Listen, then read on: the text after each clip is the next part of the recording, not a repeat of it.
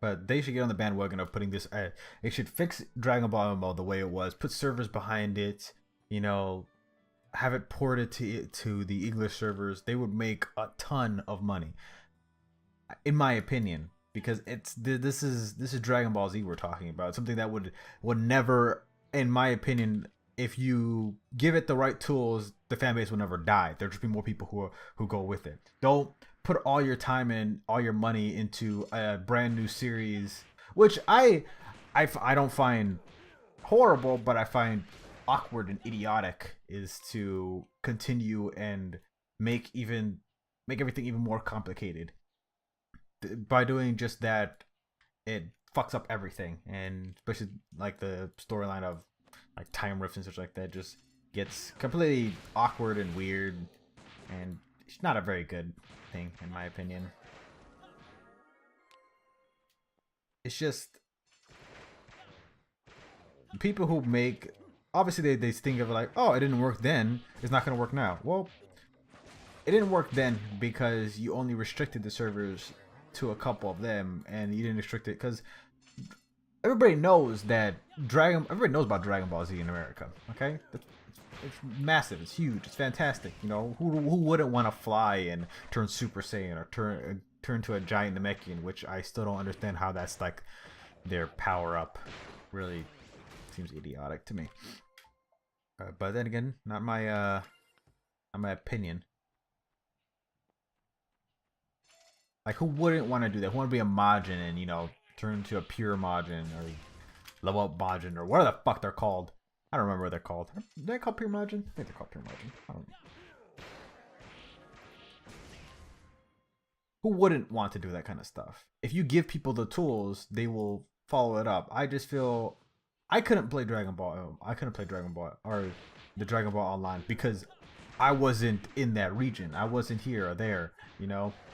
Obviously you have, I'm not saying that it's not enough for over there, so then you can't do it here. Like a lot of stuff wrong with anime nowadays is the fact that if it doesn't do good in Japan, fuck you. That's pretty much it. That's how anime goes nowadays. If it doesn't do good in Japan, it's not gonna do good anywhere. That's the ultimate decision, and that's their decision, 100%. Because the fact of the matter is, it's their content. It should be their people that enjoy it, and if they don't enjoy it, then no one else watches it. Obviously, some people like, I like Devil is a Part-Time, which is an anime that was on Netflix, and I watched it, and it was fucking fantastic. And I wanted to buy some, like, you know, I wanted to see how the manga was going. The manga was completely, I didn't even know where the manga was. It was just completely awkward and weird, and I found it the best. It was funny.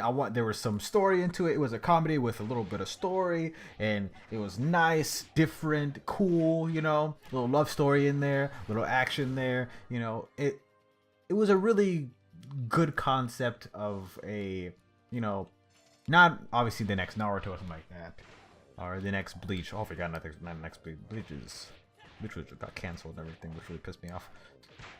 Obviously, I'll follow up in the manga, but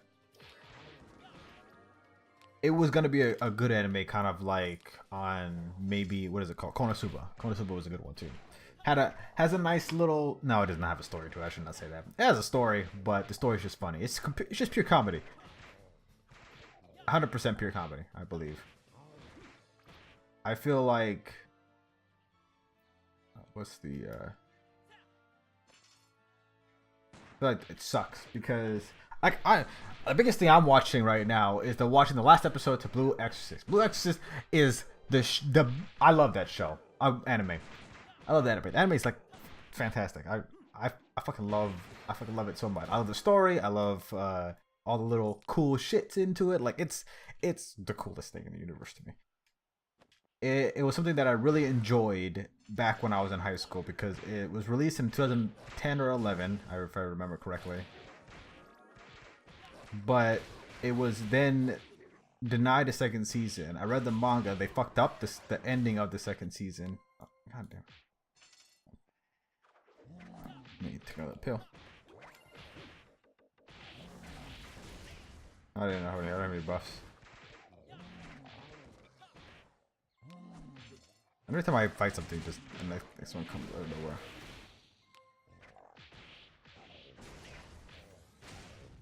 That's the problem I had. Resisting and it didn't resist. It, like I did this for I did this for damage. Stun's nice, but for damage it's cool or better. All right, a lot of dead bodies here. Just for rebuff.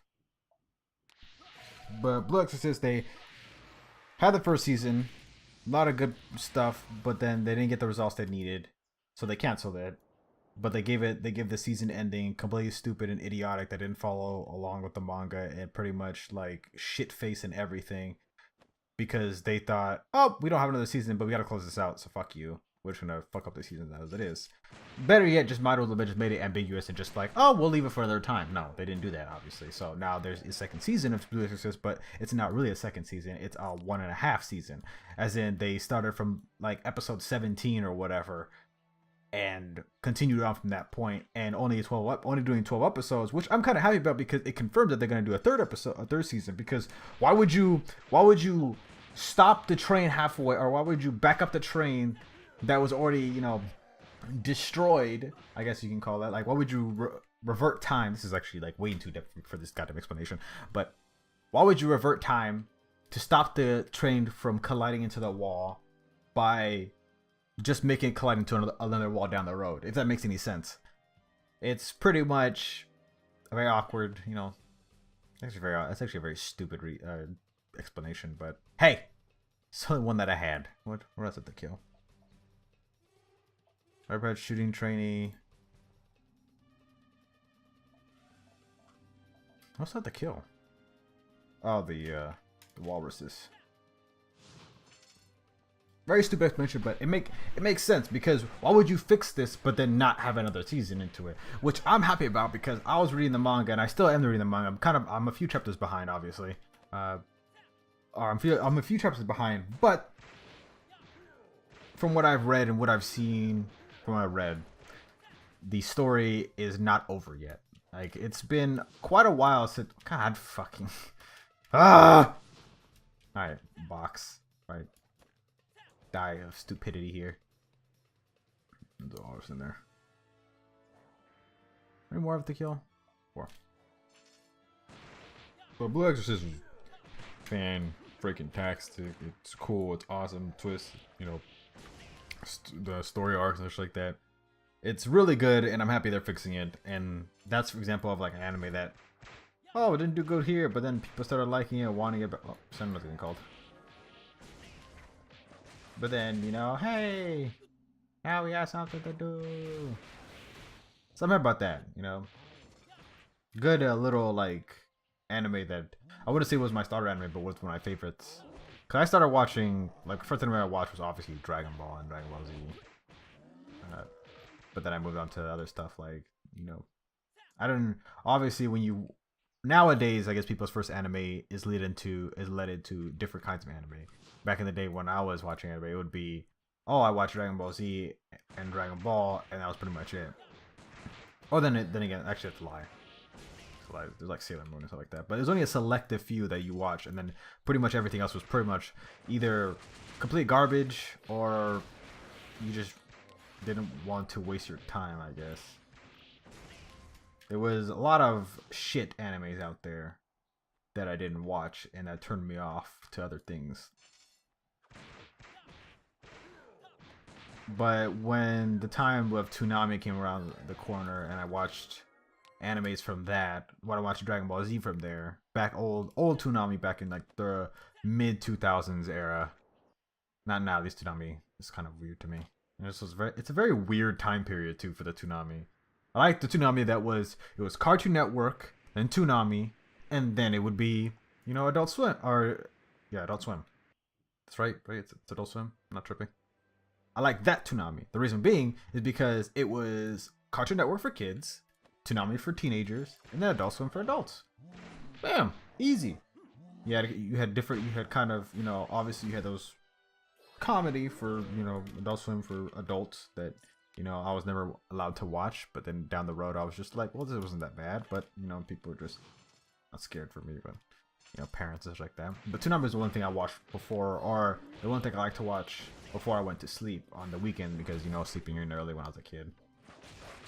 Like the time period that the term was up, I was around the age of 10, so it's not Big thing. This video has been really off, huh? What if you're just leveling up and just talking about anime? It's very weird, huh? On the topic of anime, I wonder what your guys' favorite scene off of Dragon Ball Z is. I know this might be a question that everybody thinks of, but my favorite scene of like my favorite scene of Dragon Ball Z is the time that Trunks came over to when Trunks was first introduced, the future Trunks, in the what arc was it considered? It was a time that Goku was about to come back and they had Mecha Frieza and everything. So before he came, and then when he took care of Mecha Frieza and everybody was on the fritz about him, just like, oh shit, another Saiyan. Oh, he's a Super Saiyan. Aha, in Vegeta's face, blah blah blah blah blah. But then it was cool to see him, you know, just drinking some soda and having some, you know, little fridge, and people are on off about him. Just like, should we trust this guy? Oh, he has soda. Let's trust him. I'm like, well, that's stupid, but hilarious to me. I found that scene very enjoyable as a kid. Yeah, I still do it to this day. It's a fun scene. It's cool because it's more focused about the, I guess, the characters, and it's a good fun time. Also, another thing I liked was during the Cell Saga when Cell had the little intervention, just like, oh, let's bring all the fight, let's make an arena, or let's make a Cell games, and bring your strongest fighters, and we'll see if you can save the planet. Blah blah blah. Blah. I like that, but I like the time was with Goku's not Goku, Gohan's birthday party. With the time where they were like 100% Saiyan all the time, just to, you know, I guess train their ki to keep it up and such like that. That was a cool thing for me too, because it wasn't just, oh, the Dragon Ball Z is all about fighting. No, Dragon Ball Z is also about, you know, hey, they have family. And then I was also thinking, just like, this is the first time that Goku actually had some quality time with his family, like willingly, which is like really bad in my opinion, because everybody knows that Goku's the worst father in the universe. And if everybody says like, oh, people already took, I should go to the other one. Someone says, oh no, Goku's a good father. No, he's not a good father. If it's anything, Goku's the worst father. 100%, he's the worst father in the universe. That's the one thing he can be the strongest in the universe, but he's also the worst father in the universe. I mean, he beats his kids. Pretty much. All the standpoint, he would have had his ass locked up in jail, you know, if the jail cell was strong enough. I'm not saying he actually beats his kids as in like a ragey thing. It's just a joke. But, you know, abandoning, going training, doing your own thing, not taking care of them whenever they were. Oh, with Gohan, he was there, changing diapers. He tried the civilian life for a little while, but then Raditz came, and then you're just like, peace out, Chi-Chi. Pretty much how I see it. Maybe a lot of other people see it too, but that's how I see it.